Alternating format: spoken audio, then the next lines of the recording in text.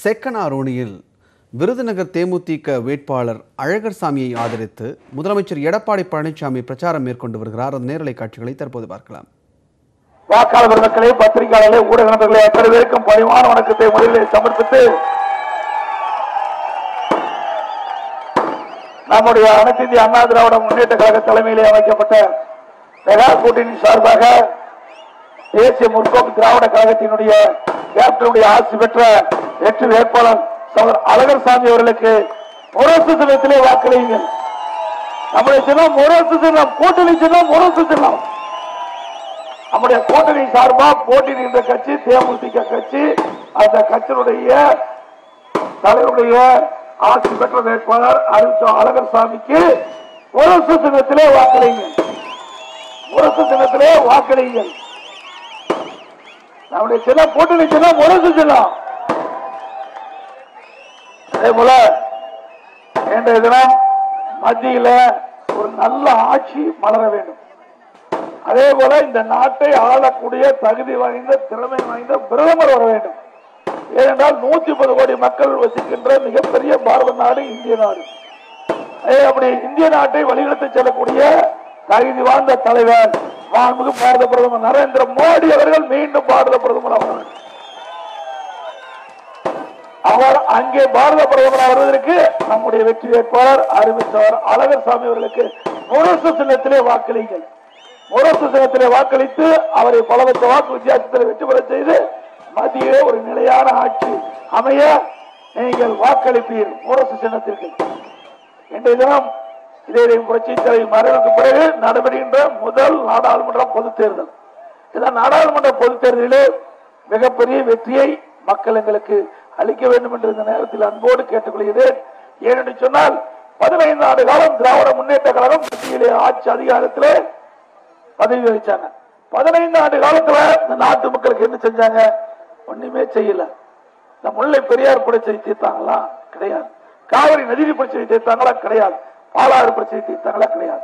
விவசாயிகளுக்கு மத்தியிலே திராவிட முன்னேற்ற கழகம் அந்த ஆட்சியிலே வந்திருந்த காலத்திலே ஒரு துரும்ப கூட கிள்ளி போடல தமிழ்நாட்டுக்காக. அவர்களால் வந்த என்ன பிரயோஜனம்? எதுவுமே கிடையாது. குடும்பம் வளரும். குடும்ப உறுப்பினர்கள் மத்தியில் ஆட்சிக்கு வருவாங்க, பதவிக்கு வருவாங்க, அதிகாரத்துக்கு வருவாங்க. அதுக்கு இந்த நாடாளுமன்ற தேர்தலில் பயன்படுத்துவாங்க. ஆனால் அனைத்து இந்திய அண்ணா திராவிட முன்னேற்ற கழகம் நாட்டு மக்களுடைய வாழ்வுக்காக பாடுபடுகின்ற இயக்கம் மத்தியிலே நம்முடைய குரல் கொடுப்பார் அழகர் சாமி அவர்கள். இந்த பகுதி மக்களுக்கு தேவையான திட்டங்கள் வந்து சேரும். இன்றைக்கு மத்தியிலையும் மாநிலத்திலையும் நம்ம ஒத்த கருத்துடைய கட்சிகள் ஆட்சி செய்தால்தான் நமக்கு திட்டங்கள் நிறைவேறும், நிதி கிடைக்கும். ஏன்னு சொன்னா இன்னைக்கு தமிழ்நாட்டுக்கு தேவையான நிதி இருந்தா தான் நம்ம புதிய புதிய திட்டங்களை கொண்டு வந்து நிறைவேற்ற முடியும். ஆகவே நம்முடைய கூட்டணியில் அங்க வைக்கின்ற கட்சி மத்தியிலே ஆட்சிக்கு வர வேண்டும்.